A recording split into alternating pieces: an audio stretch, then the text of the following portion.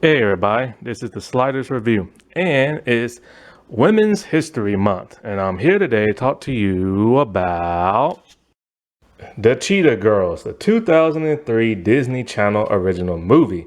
Man, it's been like what, 21 years since that movie came out. I remember I loved that movie when it came out. I was in college around that time. I remember when it came out, I was like watching it every time it came out.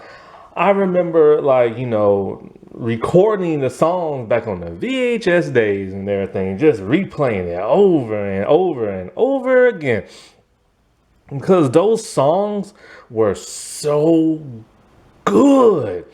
I love every song in that movie, except for that rap song by that boy. I didn't like that. But when the girls sung, oh my God, man, it was just beautiful and everything. It was just amazing and stuff. They have such gifted voices. And so, this movie was created, produced and stuff by Whitney Houston of all people, Deborah Martin Chase, Jacqueline George.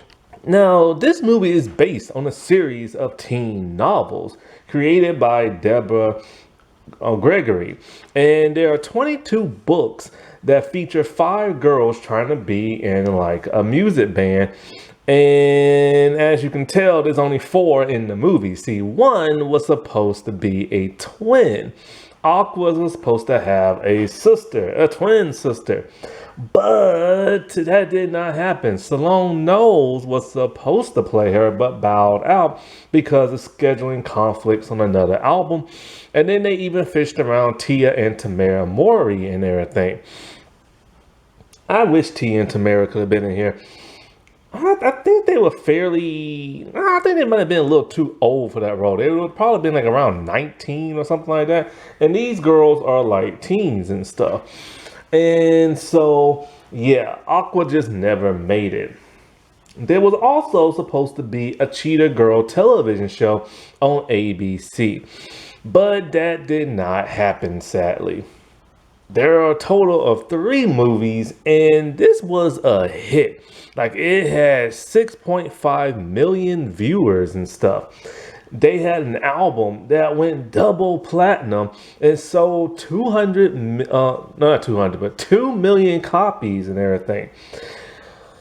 People could not get enough of the Cheetah Girls around that time. The Cheetah Girl was something really special and unique. See, they were a diverse group of Afro-Latino girls. Some were black and others were Hispanic and stuff. And they had no white members in their group. This is really unheard of for Disney Channel. In fact, the movie is so diverse. There's only 2 white people in the movie, and they get little screen time and stuff. This was a major step in diverse content back in the days when Disney was not diverse at that time. They were still doing mainly white shows, but they were slowly starting to, get the ball rolling in diversity. Of course, I don't know if That's So Raven came out the same year or a year later, I can't remember. But then, of course, years later came Wizards of Waverly Place and so many other, well, actually not so many others, a few others, I should say, diverse shows and stuff. If this were to get made today, there will literally be some angry person online talking about they're pandering. Why do we need diverse content? It's bad enough they're girls, but do they have to be people of color too? And they would have been saying that if it would have came out today. And it's like, this was considered woke, but before woke was even a black slang term and stuff. And I honest to God, you have no idea how happy this movie made me back in the day. This was the true epitome of women empowerment and everything, feminism. These were four strong young girls of color who wanted to take the world by storm in the form of music and stuff. Talk about having great role models and everything. If you was a young person back in the day watching this and stuff, like who wouldn't want to aspire to be them? They had this desire, this dream to be something bigger than what they are. We've seen shows similar like this, like the show Star that was on Fox. And it's like, and so many bands start out like this. It's an idea. And then that idea becomes a dream, and then that dream becomes a passion. And some people work extremely hard to make it in the music business. And that's what these girls did. And just like the song says, there are four girls who come from different like backgrounds and everything. Each girl is completely different. And their differences cause drama at times. And I really love going through all of the characters and what kind of obstacles that they have to overcome, because it's more than just a comedy musical. It's also that of a drama. If Disney Plus can reboot High School Musical, they need to do something with the Cheetah Girls. This would be perfect in the modern day since everything is so diverse now. I don't know why they don't want to jump on it. Now, would I prefer the original cast? Kinda. And I say kinda because, well, there's been drama in this band. Oh, so much drama. But if you know me, and if you ever watch my videos, there's one person in this band I cannot stand. And that is Raven Simone. Yes, Simone. That's like actually how you say her name. It's a little asterisk above like her last name. But she went over 30 years and never tried to correct people. Because you know how she is. Now, you know me, I don't like this woman no more whatsoever. I used to be a fan now. Yeah, I used to be a fan back in the Cosby days, hanging with Mr. Cooper. Something else she was on. That's So Raven, and some movie she did with Martin Lawrence and some other stuff. You know what I'm saying? Because, she is who she is, and she's good at what she does. She's a phenomenal singer. She's a pretty good actress and everything. And even though her acting isn't like super duper amazing, it's very like captivating. Like you can't help but to get hooked on her. But she is scum, in my opinion.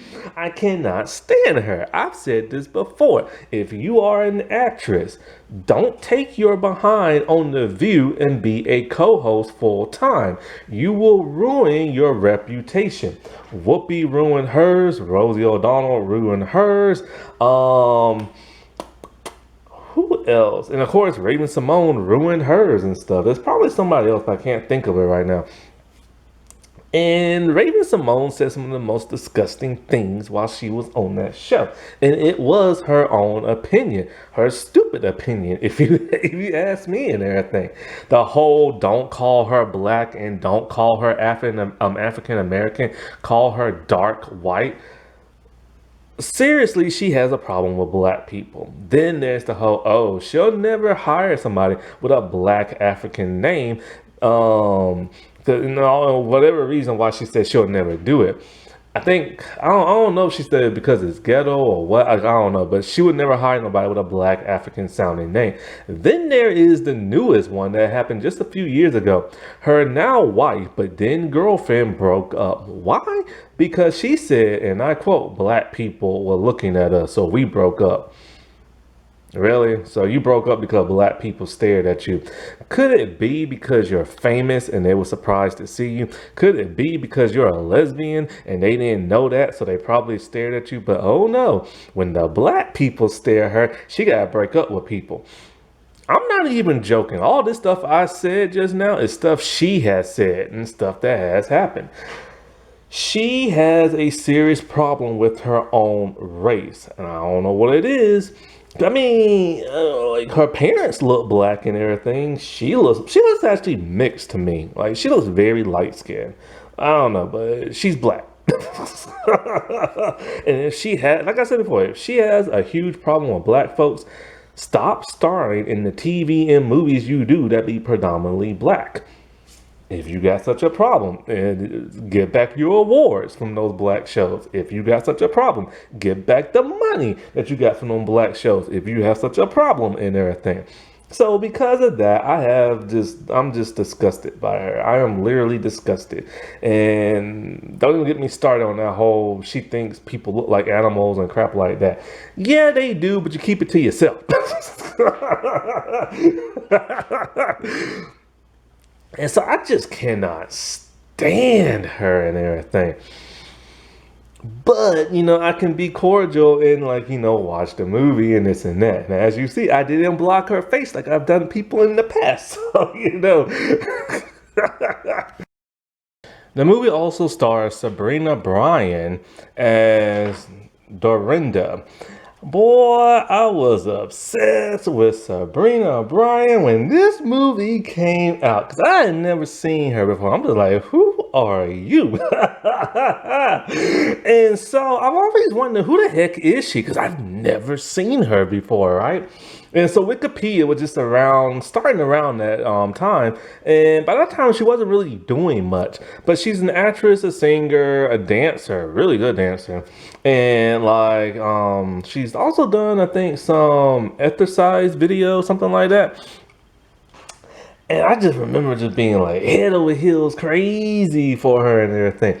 And I remember when I never saw the first time when she was on Dancing with the Stars, but she got eliminated because people assume, okay, she was so good and everything that people are voting for her. So why should I? And she got eliminated. But I watched All Star season, right? And the same exact freaking thing happened to her. It's like people didn't vote for her and she got eliminated that same week she did the very first time she was on there. Now, the first time I believe was legit. That second time, oh, that felt rigged. She's going to get eliminated in the same week twice. Come on now. Come on now. And she deserved to win too. She was that good. The movie also stars that of two 3LW singers. 3LW was kind of like the young version of Destiny Child back in the day. And one of them is Adrian Bolin, and the other one is Kaylee Williams. And so, originally Stallone Knowles was supposed to play one of the twins, right? But then she got replaced by Kaylee and everything. I believe Adrian helped her get it. Now, this is where some of that drama comes. See, Raven was in the second movie, but she was not in the third movie and stuff. Why? Well, from what Raven said, is that the band seemed a little too cliquish and everything. She felt a little bullied at times, and she felt like she wasn't included in stuff. So she decided to do her own thing. And there, the girls became a threesome group, where they made the third movie. And with the third movie, they later became a real band and they started going on tours and everything. And they were really successful and everything. I don't know how exactly successful, but they was really successful. But then the band disbanded in 2008. So I'm like, what the heck happened and everything? There's some sketchy stuff that's been going on, but pretty much the center of the fighting. So here's the thing when it comes to Raven. I do believe they might have been cliquish because you got Sabrina and Kaylee who are still best friends till this day. And their characters were best friends in the movie. Then, of course, Adrian and Kaylee were in a band together. So, they all probably did things together. Now, when it comes to Raven, look, Raven don't always get along with people. All right. I bet you anything she has some stuff to do as well. She just don't want to say. But here's the thing. A lot of this drama sounds somewhat familiar. 3LW, which I'm not going to go into the drama of all that. There are other channels that do that. I think Honest has gone into a deep dive of 3LW. It used to be a 4-girl group, then it got put down to 3. And basically, when it comes to both groups, Kaylee Williams seems to be the center of the drama. To where it just seems like she can't get along with neither of the bands. There's that famous KFC.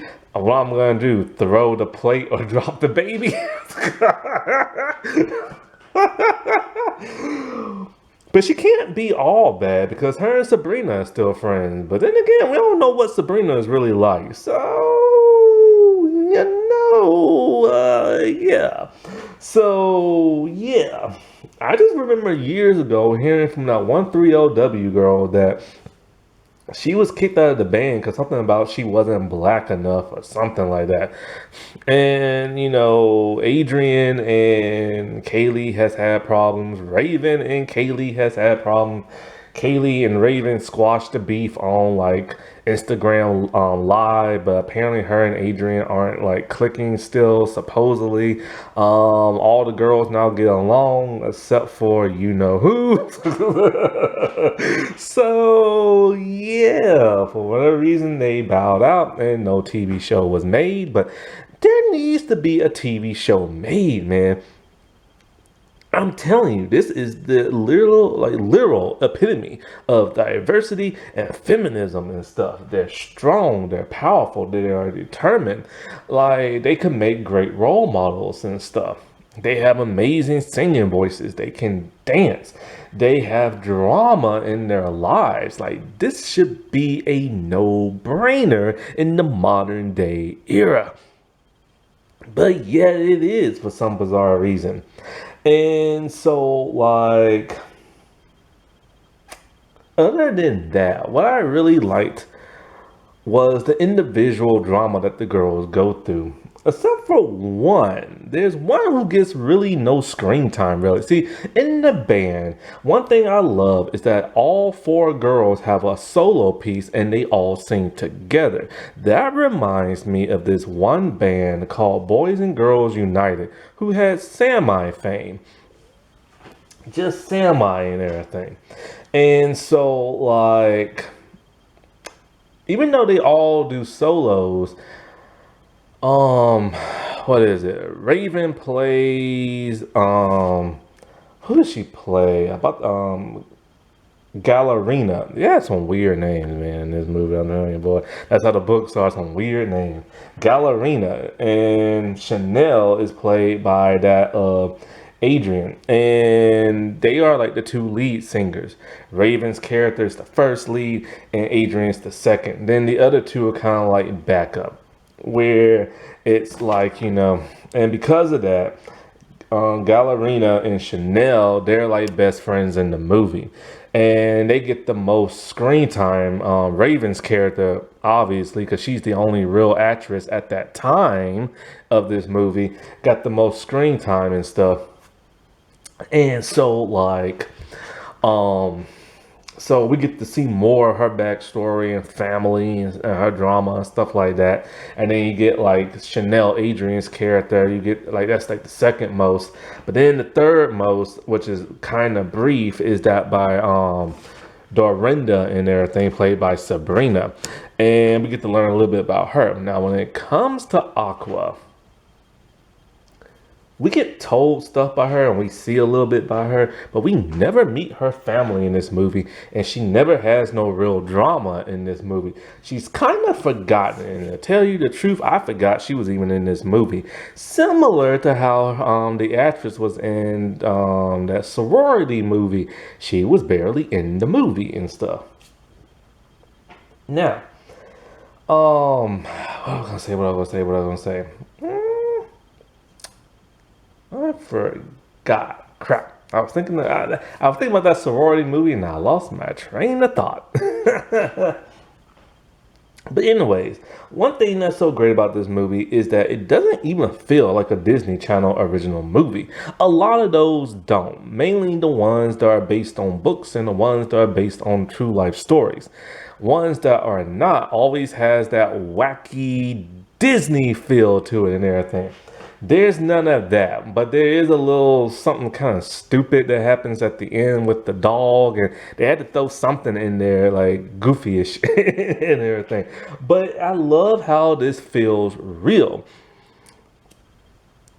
No time in this movie does it feel like they're trying to whitewash characters. These feel like girls of color. They have a vibe of girls of color.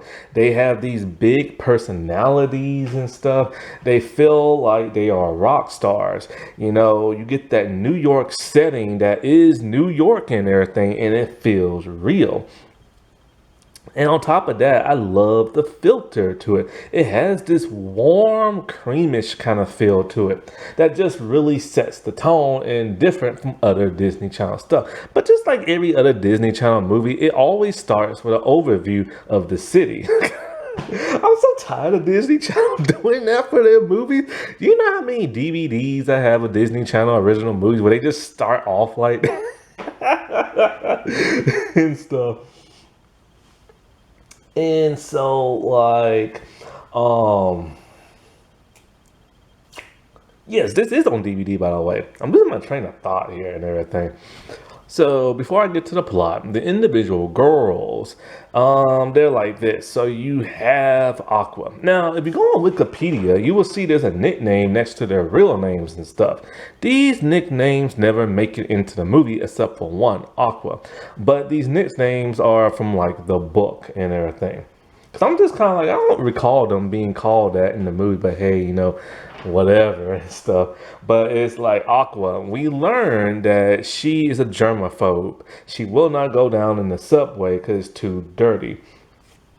Also, she's from Texas and she has a ghetto attitude and she always carries hot sauce in her purse.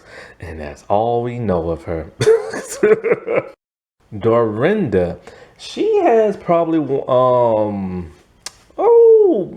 you know what? I'll say she has the most heartbreaking story of them all, even though it's brief. And Chanel has the second biggest and everything. Because with her, she has no idea literally who she is. She is a blank slate because she is a foster child. And she lives with a foster family with 10 kids and everything. But not only that, but they live in a small area. See, the building they live in is a swanky kind of, not too swanky, but middle swanky kind of like, you know, apartment that has one of those little butler dudes that open the door, right? And so they don't live in the main part. They live where the janitor do, the handyman lives at, because the foster dad, you know, he was able to live there because he's the handyman. So they have to live in this small cramped place. Because of that, she is ashamed and embarrassed. Not only that, but she has no idea what her race is because her mom gave her up as a baby and stuff. A lot of people assume she is white because of her pale skin and her blonde hair. But the actress is actually Latina and stuff. And so she has this big heartbreaking scene where she literally says she has no idea who she is. She has no idea where she comes from. She don't know if she's black, white, Hispanic, whatever, because she just don't know what she got mixed in her. And the fact that she might think she's black, that's kind of weird. But then again, there are some light-skinned black folks, so you never know. They could be mixed, so you just never know. But and it's sad that she has no idea who she is. Not only that, but her family is extremely poor. And so, like, she's the only one with a job. She has to like mop floors and everything. There's a great opportunity when somebody sees her dance. They want to put her in their dance troupe and everything, and they will even pay her. This is huge, but there's a complication. She is in a band that is trying to make it, and they're trying to win a talent show. If they can win that, maybe they can get to something much bigger. They are trying to sign with a record label and everything. And they don't sign with the record label, but they do win the talent contest. And so she decides, you know what, I'm just going to stay here and stay with my bandmates and everything. Chanel is the richest one of them all, or at least it seems that way. Her and her mom are all about fashion, looking glammed up. Her hair is always the best in the movie, and it's always different. And so her mom is this extremely gorgeous woman who's dating a man, and because of that, she doesn't have time for her daughter. And her daughter feels very neglected, extremely neglected, to the point where the mom is literally never there. And it breaks her heart. So, what does she do? Take a credit card and stop shopping. And she goes over the limit. And here comes the scissors and everything for her mom. Her mom is extremely pissed and everything. And so they hash it out, and there's this big heartbreaking scene where she, like, hugs her mom and she cries. And, for a singer, Adrian actually does a pretty good job acting. If Raven wasn't in this movie, I would say she's probably like the best. Actually, you know what? She is the. I'm not even throwing shade at Raven. I don't like her, but she was like Adrian, little character, literally was like the best thing in this movie. It was just her bouncy personality and everything. It really came off as like real. Now, Gallerina, she has slightly the opposite effect of that of Chanel. She's really flashy and all that too, but her mom is always in her business and will not let her do nothing. Her mom is that really strong parental figure who will not let her just do anything. She comes from a biracial family, which I think her father's like white French. Now, Raven, I don't, like I said, Raven has a unique brown shade to her. I don't know if she's mixed, but I seen a picture of her parents. They both look black. Maybe one of them's mixed. Heck, I don't know. But anyways, so I don't know why they just didn't go with a real biracial girl for this, but whatever. 'Cause, I forgot why they need the big star power. And Raven has an amazing voice. Now I remember what I was gonna say. I've never seen the second or the third movie. I just never wanted to. But you know what? I might now because I'm kind of curious. But I'll tell you this right here, right now. I have heard music, I think from like when they toured, and something just didn't feel right. It didn't vibe with me the way this pop R&B sound that they have in the first movie. And one of the reasons for that, and Adrian's an amazing singer. All of them are amazing singers, but they needed Raven's powerful voice, and they didn't have that. They needed a second lead singer in the band and stuff. But I commend them for trying as hard as they did and being as successful as they are. Now, back to that of Gallerina. And so, like, she is just extremely tired of her mom, even when her mom is right. Now, the thing about her is that she thinks she's all that. She thinks she is literally a diva, a huge rock star, and she hasn't even made it yet. But she is the one doing everything. She's the one trying to get a label deal. She's the one who's making the cover for the CD. She is the one who mixes the CD. She's the one who writes a lot of the songs and everything and designs a lot of the costumes. And so she is a powerhouse, but it's all getting to her. She literally thinks she's just all that and everything. And it causes conflict with her bandmates to the point where Aqua's all like, you need to talk to her or I will. And since she's best friends with Chanel, Chanel doesn't do it. So Aqua tells her how it is. This causes them to break up and everything. And it's even to the point where Chanel realizes, you know what, like Gallerina is just selfish. It's all me, me, me, me, me, me, me, and never us and stuff. Or I should say I. Now I sound like Alpha 5 from Power Rangers. I. And everything. She's even the one who gets a love interest in the movie. And that kiss just came out of nowhere, but wait, whatever, you know what I'm saying? And so, like, she has to overcome that, like, she is selfish. Now, does she really overcome that? Not really. That's the problem with these Disney Channel movies. Because when they went to the label dude, he, just like a typical label person, he wants to change their style and everything. And so when he wants to change their look and their style, the reason why they do the whole cheetah thing, because she said it's the fiercest and fastest animal in the jungle. That is contradiction. It is the fastest land animal in the world. That's the reason why I like the cheetah. But as for being fierce, not really. Cheetahs are very skinny and they can get their butts kicked by other animals. That is why when they catch their food, they have to eat it real fast because a lion, a hyena, or a leopard will come and steal it or come and kill them because their bodies are so fragile because they're so skinny and everything.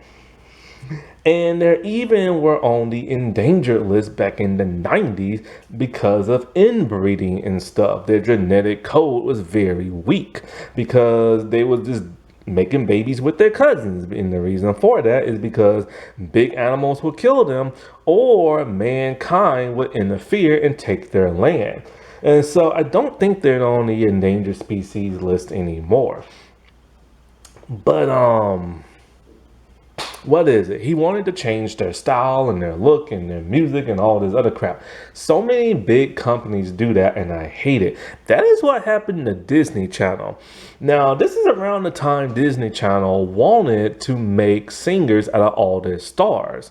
And they had a lot of talented people. But the most talented was Christy Carson Romano, Annalise Vanderpool, and Raven Simone. They are the three who had the most powerful voices at that time during the early days of Disney and stuff around the Zoo era of Disney.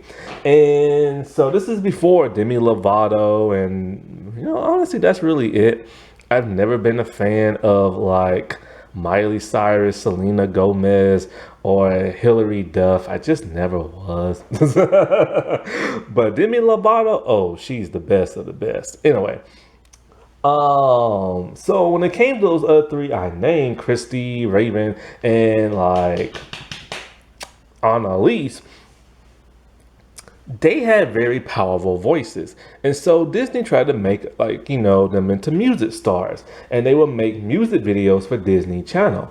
But something was always off with that of their solo stuff. See, when they did group stuff for that Lion King video they did, ooh, they were amazing. They were powerful. When they did that That's So Raven dance promo thing before the show came out, go watch that. Go watch that and go watch that Lion King something jungle thing when all them Disney stars are doing it. That is awesome. That is amazing. And you will see exactly what I am talking about. But when they did their solo video, something was off. Either their solo stuff wasn't hitting or Disney changed them up. Now, I believe with Raven, they tried to change her into bubblegum pop and it just did not flow and everything. And I was always like, why did their solo stuff sound so weird? But then when you hear them sing at other times for like the show or like a promo, they sound powerful and everything. So because of that, Gallerina said, you know what, I'm out. I'm not doing this. And the other girls are like, look, you don't make the solo decisions. What if we want to do this and everything? So they broke up. And so their friendship was kind of like, adrift and everything. And like I said before, she doesn't really learn her lesson. She talks it out with her love interest. But what brings the band together is the dumbest reason ever. So she's just walking around in her little like cheetah jumper or whatever, like hoodie and everything like that, and sweatpants. And because the talent show is that night, but the girls aren't talking. They're pretty much Splitsville, right? Well, her dog Toto gets stuck down in like a sewer hole or something like that. So she's freaking out and it makes the news, the local news. Each girl sees this on television and they're just kind of like, oh, I have to help out. So when they all show up, all of a sudden they're all wearing their identical cheetah outfits, just different colors. And I'm thinking that's what brought them together, a stinking dog stuck in a hole. So of course they kumbaya and they sung and everything while the news people were recording them. And they became famous because of that. And they won the talent show and everything. A dog. But yeah, this movie is just like awesome. It is like, amazing in my opinion. They need to reboot this into a television show because it's gonna be hard to bring back the original actresses, especially when every once in a while they just can't get along with each other and stuff. And one is still holding his grudge after 20 years and still talking about it. And even though her and Raven squashed the beef, it looked like Raven wanted to snap at her and stuff. So that's never gonna happen. But just reboot this thing, man, because this is what people need right now. Oh, now I remember something I was gonna say. They overuse the word cheetah way too much in this movie. I'm so tired of hearing cheetah-licious, and they just use it for everything they do. I'm having a cheetah hard of a day. I am so cheetah tired. Um, this pimple on my face is cheetah gross. Like, they just say cheetah all the time. Like, they overdid it too much, man, to where it had that Disney corniness to it. Happy Women's History Month, everybody. All right, well, I'll talk to you later. Bye.